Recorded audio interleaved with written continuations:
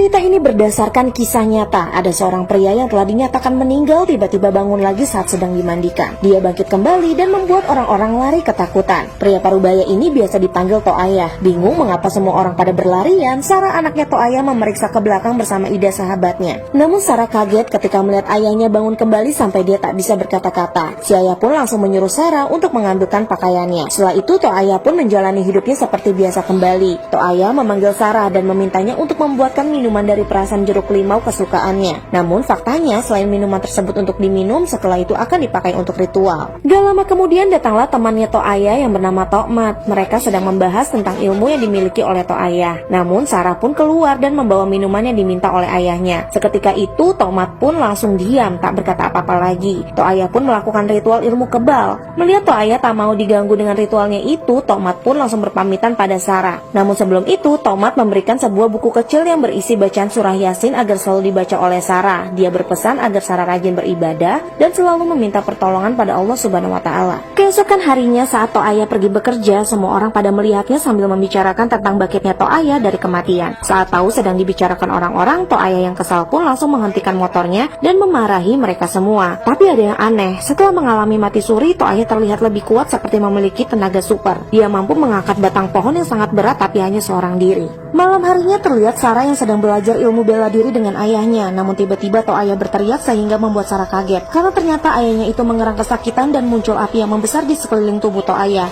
Toayah yang kepanasan berteriak-teriak minta tolong, namun Sarah bingung tak bisa berbuat apa-apa. Sarah sangat frustasi melihat ayahnya hampir terbakar. Namun semua itu ternyata hanya mimpi buruk Sarah saja. Tapi dia melihat kedua telapak tangannya ada bekas luka bakar, seolah mimpi itu seperti benar-benar nyata.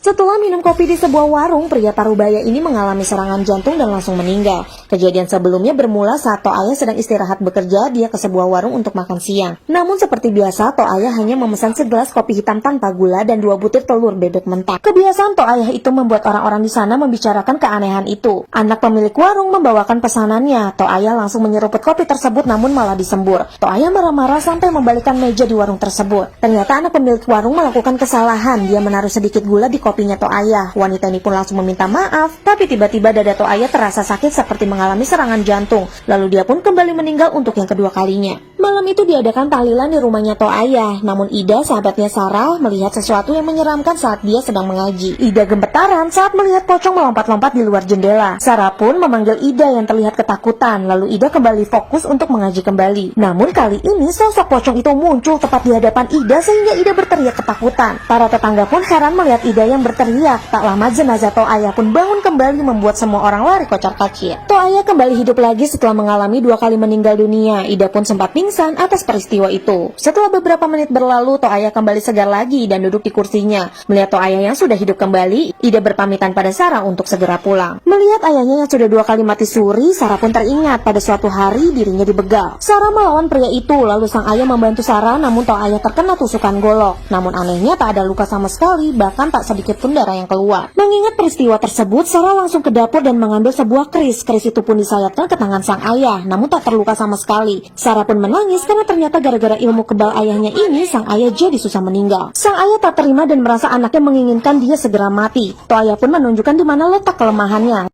Seorang anak memasak rebung hitam lalu menyuapi ayahnya makan dengan masakan itu. Namun ayahnya melempar piring tersebut dan tiba-tiba saja tubuhnya menjadi kaku. Toayah pun tersungkur jatuh dan badannya menjadi kejang. Setelah itu dia lemas dan tak sadarkan diri. Sarah yang tak tega melihat ayahnya hanya bisa menangis. Hingga keesokan harinya Ida datang untuk menemui Sarah. Mendengar suara sahabatnya itu, Sarah pun langsung membukakan pintu. Sambil bersedih, Sarah langsung menceritakan apa yang sebenarnya terjadi pada ayahnya itu.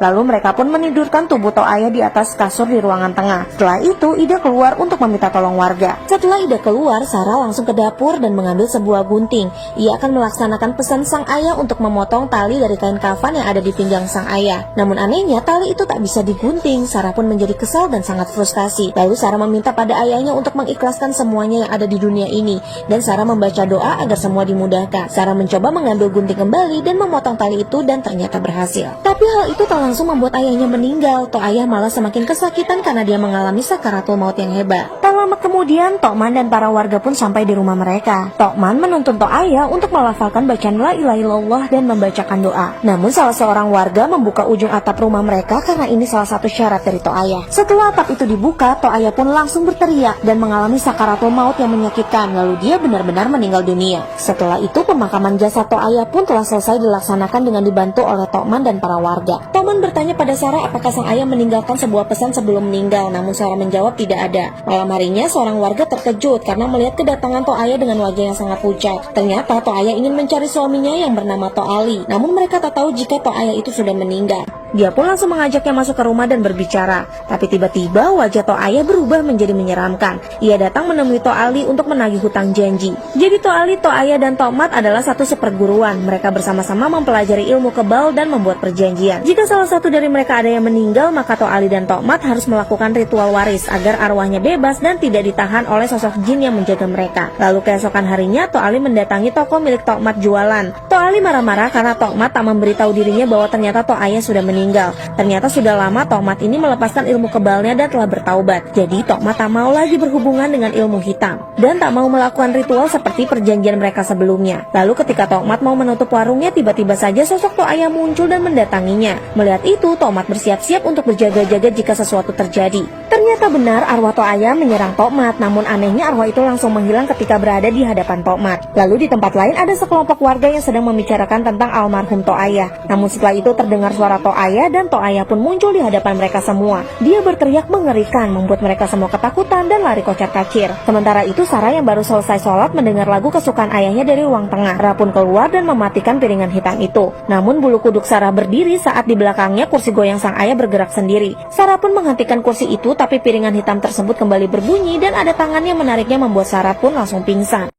Pocong sang ayah kembali balik dan duduk di kursi singgasananya. Sebelumnya pagi itu Sarah terbangun dari pingsannya tadi malam setelah sesosok makhluk halus telah menarik tangannya. Lalu Sarah melihat ada banyak tanah kuburan di atas tempat tidur sang ayah. Setelah itu dia mencium bau yang sangat busuk dari arah ruang makan. Ternyata ada sepiring nasi yang penuh belatung. Melihat itu Sarah pun menjadi kesal karena dia tahu ini adalah perbuatan ayahnya yang kembali setiap malam sebelum 40 hari atas kematiannya. Frustasi atas kejadian itu, Sarah pun curhat pada sahabatnya Ida. Dia betul-betul tak paham masih ada urusan apa lagi yang belum selesai karena arwah sang ayah selalu pulang ke rumahnya setiap malam. Saat malam, akhirnya Sarah pun memutuskan untuk melakukan ritual seperti ayahnya yang lakukan dulu. Dia memanggil arwah sang ayah dan ingin bertanya apa maksud kedatangan ayahnya itu. Tiba-tiba kursi goyang sang ayah pun bergerak sendiri. Sarah yang bisa bela diri ini pun langsung menantang sang ayah untuk keluar. Lalu keris yang ada di hadapan Sarah tiba-tiba melayang sendiri. Bersamaan dengan itu, sebuah figura foto milik ayahnya pun langsung jatuh dan pecah. Sarah melihat foto itu dan ada 3 orang pria termasuk ayahnya waktu muda. Ternyata di dalam foto itu adalah To'aya, To'ali, dan Tokmat. Sarah jadi teringat pada waktu itu Sarah mendengar percakapan Tokmat kepada ayahnya tentang ilmu hitam. Sarah yakin ini pasti ada sesuatu yang berhubungan dengan arwah sang ayah yang selalu balik ke rumahnya setiap malam.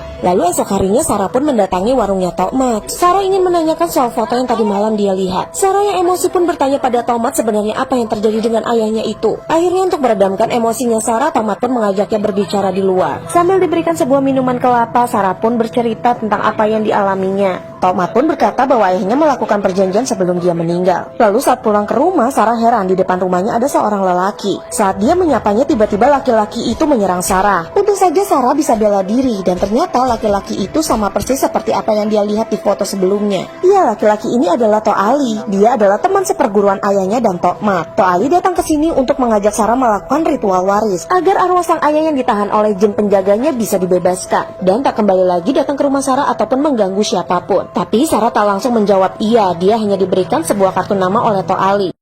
Saat lagi mencuci piring di dapur, Ida melihat penampakan pocong To'aya yang mengetuk jendela menggunakan kepalanya. Tiba-tiba saja lampu rumah pun mati dan Ida pun menghilang. Sebelumnya, Ida datang ke rumah Sarah sehabis Isya. Saat mau menutup pintu rumahnya Sarah, Ida diam sejenak. Ketika melihat sosok pocong ayahnya Sarah yang melompat-lompat di luar rumah, Ida pun langsung membacakan doa. Namun Ida tak memberitahu Sarah apa yang dilihatnya barusan. Lalu Sarah mau ke kamar sebentar untuk mengecas ponselnya. Ida yang sendirian pun akhirnya ke dapur untuk mencuci piring. Namun saat itu terdengar suara mengerikan dan saat Saat dia berbalik, Ida melihat penampakan pocong Toaya ada di depan jendela. Lampu rumah pun langsung mati. Ida melotot melihat pocong itu ada di hadapannya. Sarah keluar kamar dan memanggil-manggil Ida, namun tak ada jawaban. Saat mencari di dapur, ternyata Ida juga tak ada. Sarah memutuskan keluar rumah dan mencari Ida di halaman. Ternyata Sarah melihat Ida yang sedang memakan seekor binatang karena dia telah dirasuki oleh sesosok jin. Ida pun langsung menyerang Sarah dengan sebilah pisau. Untungnya saja Sarah bisa menangkis serangan-serangan sahabatnya itu. Sarah berhasil melumpuhkan Ida dan membacakan doa sampai jin yang ada di tubuh Ida pun berhasil keluar. Keesokan harinya, Tomat meminta tolong para warga untuk melakukan tahlil di rumahnya Sarah yang akan dilakukan nanti malam. Memang Tomat sudah berdiskusi dengan Sarah mengenai hal ini. Sedangkan istri Toali membantu suaminya menyiapkan ritual waris yang akan dilakukannya di rumahnya. Toali hanya tinggal menunggu Sarah saja datang ke tempatnya. Namun ternyata Sarah lebih memilih untuk tidak datang ke tempatnya Toali. Dia bersama Ida, Tomat dan para warga melakukan tahlilan di rumah Sarah agar arwah ayahnya Sarah bisa tenang dan tak kembali lagi ke rumah itu. Karena Sarah tak datang, Toali pun melakukan ritual sendirian dibantu oleh istrinya. Dia melumuri kedua tangannya dengan jeruk purut,